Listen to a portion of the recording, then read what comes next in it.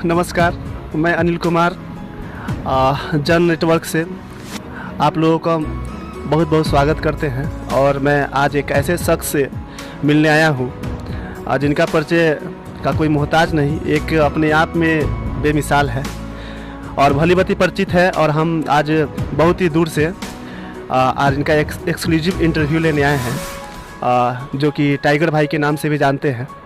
और विवेक पटेल, जो कि आज हम इनके प्रांगण कर्जा के प्रांगण में इनका एक शॉप है, दुकान है अमन लाइव स्पोर्ट्स, उसमें मैं यहाँ पे आया हूँ। और सबसे पहले विवेक भाई, मैं आपका बहुत बहुत स्वागत करता हूँ अपने चैनल जन नेटवर्क में।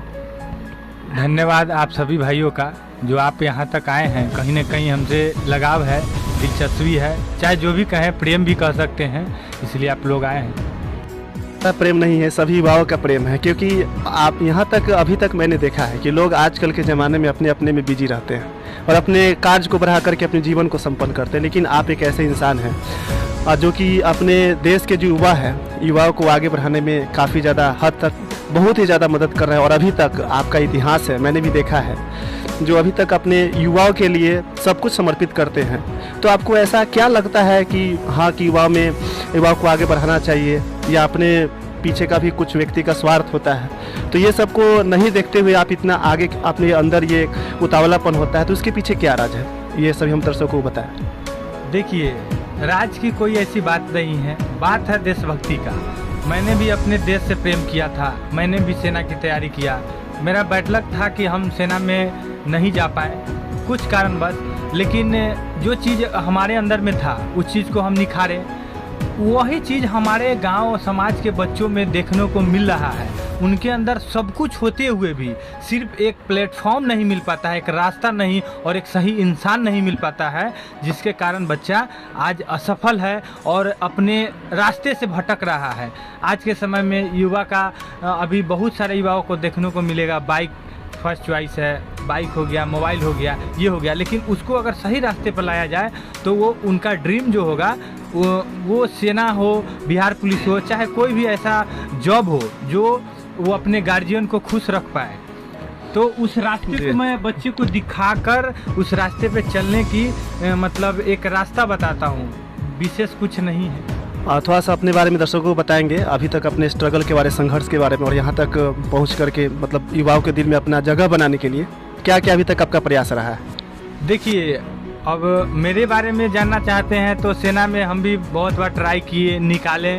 मेरा बैड लक था, मतलब आँख का प्रॉब्लम, कलर बनाने से एक सेना में एक होता है जो नाइट फायरिंग में कलर विजन वाले बच्चों को सेलेक्ट नहीं किया जाता है, क्योंकि आप अपने ही साथी को अगर कलर सही नहीं दिखाई दे, वर्दी का कलर, तो आप उस पर आप शूट कर सकते हैं, उसे गोली मार सकते हैं, तो आपका उसके बाद कोर्ट मार्शल हो जाएगा। इसलिए सेना में कलर विजन वाले को नहीं रखा जाता है। तो मैं उन सभी युवाओं को सूचना देना चाहता हूँ जो कलर विजन जिन्हें भी हैं वो सेना की तैयारी ना करें, क्योंकि कलर विजन वाले को सेना में सेलेक्ट नहीं किया जाता है। अपना समय बर्बाद करके मतलब बाद में कुछ नहीं मिलेगा। इसलिए, और हमारा समय जब ख़त्म हो गया तो हमारे पास एक नॉलेज मिला, एक उत्साह अभी भी है, पहले भी था, और मैं बच्चों को निःशुल्क सेना की तैयारी करवाता हूं। और मेरे पहले भी बहुत सारे बच्चे बिहार पुलिस हो, आर्मी में जा चुके हैं और आगे भी जाएंगे, और इस साल भी 43 बच्चे सफल हैं। बस यही मेरी जिज्ञासा है कि बच्चे अधिक से अधिक सेना में जाएं, और हम नहीं रक्षा किए तो अपनी मातृभूमि का वो रक्षा करेंगे मेरे माध्यम से। और हमें कोई लोभ लालच नहीं है, जीवन जीने के लिए हमारे पास खेतीबाड़ी कर लेते हैं, हम किसान हैं, और एक अपना छोटा सा शॉप है, इससे जीवन चल जाता है। और इंसान को जीने के लिए क्या चाहिए? रोटी, कपड़ा, मकान हो गया, बहुत हो गया। हमको ज़्यादा जीवन में कोई इच्छा नहीं रखते हैं हम। अच्छा विवेक भाई, यहाँ पर देखने को ये मिलता है कि आजकल मतलब हमारे युवा जो है बहुत ही अच्छी तरीके से पिछले 2 साल से मर रहे हैं, फिर भी सरकार उनका दर्द नहीं समझ पा रहा है। तो इसके प्रति आप सरकार को किस प्रकार गैर जिम्मेदार समझते हैं? इनके बारे में जो युवाओं का जो दर्द है, तकलीफ़ है, जो अभी आप देख रहे हैं कि दिन रात मेहनत करके आप भी कहीं ना कहीं एक इंस्टीट्यूशन चलाते हैं और उसके अंतर्गत आप अपनी एकेडमी भी चलाते हैं, जो कर्जा में यहाँ पे आप चला रहे हैं बेसिक स्कूल में। तो 2 साल से जो ये बहाली नहीं आ रही है, बहाली अटकी हुई है, और यहाँ पे जो बच्चे जो पिछले साल जो मतलब कि एग्ज़ाम मतलब आर्मी का जो दौर क्वालिफाई कर चुके हैं, फिजिकल भी क्वालिफाई कर चुके हैं, उनका अभी तक एग्ज़ाम नहीं हो पाया है, कॉमन इंट्रेंस एग्ज़ाम। काम, उसके प्रति क्या कहना चाहेंगे सरकार से? देखिए, उस विषय में यही कहना चाहते हैं कि देखिए, सरकार तो जिम्मेवार है ही, क्योंकि अगर सरकार जिम्मेवार नहीं रहता तो आज के समय में हर चीज़ हो रहा है, हर कुछ हो रहा है। चुनाव बड़ा नहीं है, देश के अगर रक्षा की बात आए तो चुनाव बड़ा नहीं है कि नहीं? वहाँ बच्चों का भविष्य के साथ खेला जा रहा है। मान के चलिए, आज जो बच्चा का उम्र 21 साल है, 2 साल भर्ती नहीं है तो 23 हो गया।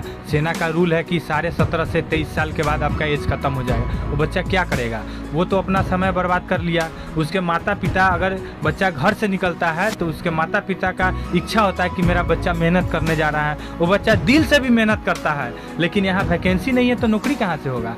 तो सरकार इस पर गैर जिम्मेवार है, ये 100% है। नहीं रहता तो आज भर्ती भी आती और चुनाव दोनों साथ साथ होता। अब कहा जाएगा कि कोरोना है तो ये भीड़ भाड़, जहाँ हर चीज़ चल रहा है, चुनाव में भीड़ नहीं है, हर चीज़ में भीड़ है।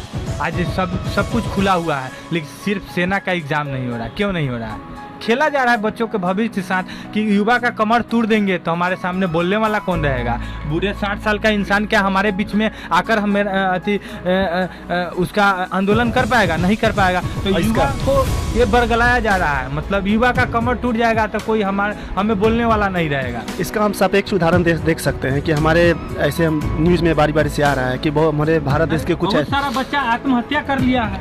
ऐसा भी कुछ जिसके पास देशभक्ति का जुनून है, जो अभी तक ऐतिहासिक जो युद्ध चल रहा है रूस और यूक्रेन के बीच, अधिकतर मतलब जो बच्चे हैं, युवा जो है, यूक्रेन के जो फौज में शामिल भी हुए हैं। इसमें कितनी सच्चाई है? देखिए, इस विषय में तो वहाँ का जो कोई भी अगर देश का नागरिक है तो उसको अपने राष्ट्र, अपने मिट्टी से तो प्रेम है ही। वहीं यूक्रेन का जो भी युवा है, वहाँ उन्हें अपने देश से प्रेम है, इसलिए अपने सेना के लिए वो जान देने के लिए गए हैं। हमारे यहाँ भी वैसा स्थिति आएगा तो हमारा जितना भी युवा, 5 लाख युवा है, हमारा जाएगा वहाँ और हम लोग भी जाएंगे। क्या है? हाँ, देश तक बात आएगी तो कोई भी, क्योंकि हमारी मातृभूमि पहले, उसके बाद कुछ और, उसके बाद भी कुछ है। अगर हमारा देश ही नहीं रहेगा, हम अपने देश में मतलब स्वतंत्र ही नहीं रहेंगे तो हमारे पास रुपया पैसा, सोना गहना क्या करेंगे? किसी काम का नहीं होगा।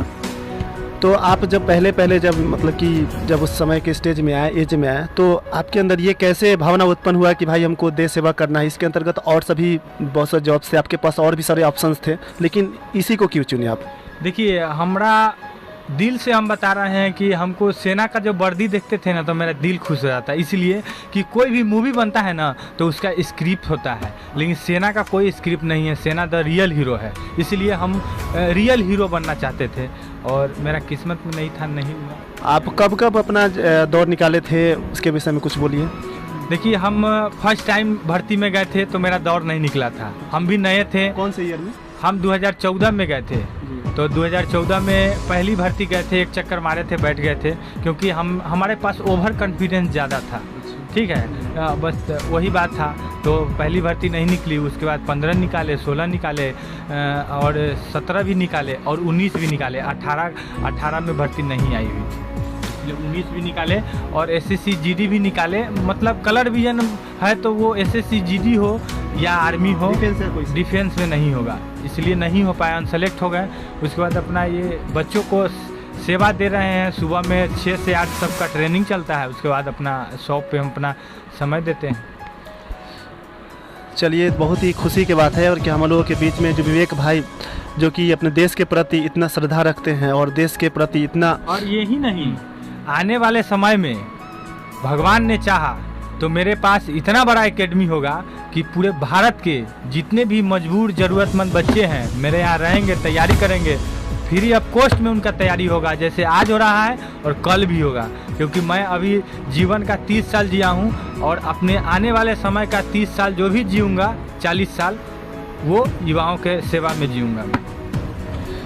तो अभी तक आपने युवा के लिए काफ़ी कुछ किया है और इनका कहना है कि अभी तक और भी अपने जीवन काल में आगे करते रहेंगे और हमारी ईश्वर से यही कामना है कि आप दीर्घायु हो, है ना, और जो भी हमारे देश के जो युवा है उनको सही ट्रैक पर और सही रास्ता दिखाए। क्योंकि ऐसा माना जाता है कि मैट्रिक करने के बाद बच्चों को एक प्लेटफॉर्म चाहिए, जिसको जिस प्रकार से उसको प्लेटफॉर्म में ढाला जाता है वो बच्चे उसी प्लेटफॉर्म में ढल जाते हैं, लेकिन एक सही गाइडर की ज़रूरत है, जो कि आपने हमको ये बात बहुत ही अच्छा लगा, क्योंकि आप सभी युवा को एक प्लेटफॉर्म दे रहे हैं, गाइड कर रहे हैं। इससे कोई बड़ी बात नहीं होती है। बड़ी बात है कि देखिए, हम सभी युवा को एक करना चाहते हैं। ये सभी भाई हैं, हम लोग एक हिंदुस्तानी हैं, कोई जात पात नहीं है, हम हिंदुस्तानी हैं, एक साथ जीना सीखिए। और ये जात पात करके मतलब अपने आप को बांट रहे हैं हम लोग, ये नहीं होना चाहिए। बस यही युवाओं से चाहेंगे, मेरा एक मैसेज है युवाओं के लिए कि अगर खून काटा जाए, अगर ये नस काटा जाए तो खून वाइट नहीं निकलेगा, रेड ही निकलेगा। इसलिए सब भाई है, इसलिए जात पात ना देखकर सबको सहयोग करके आगे बढ़ाएं, चाहे आप हो चाहे हम हो, क्योंकि हर कामयाब इंसान के पीछे किसी न किसी का हाथ होता है। शायद आपके हाथों से किसका उद्धार हो जाए, सही बात। बस यही चाहते हैं। मन के इनका कहना है, न हिंदू बनो न मुसलमान बनो, न हिंदू बनो न मुसलमान बनो, इंसान के औलाद है इंसान बनो, इनका यही कहना है। और बहुत ही हमको बहुत ही अच्छा फील हो रहा है यहाँ पे आकर के कि इनका जो सोच है बहुत ही उच्च दर्जे का है। और हमारा जो चैनल है जन नेटवर्क के जरिए आप सभी लोगों के पास ये पहुँचाना चाहते हैं और कहना चाहते हैं आप लोगों को कि इस प्रकार के जो भी बच्चे हैं, स्टूडेंट्स हैं, जो आगे चल कर के अपने देश की सेवा करना चाहते हैं, इनसे एक बार ज़रूर मिले, ज़रूर जुड़े, क्योंकि इनके पास इतना अंदर से इतना देशभक्ति है, इतना पैट्रियोटिज्म है और नेशनलिज्म है कि ये अपने दम पर बहुत सारे युवा को अभी तक भर्ती करवाए हैं और अभी तक लगे हुए हैं दिन रात एक करके। और इनके पास सबसे बड़ी बात है स्वार्थ नहीं है।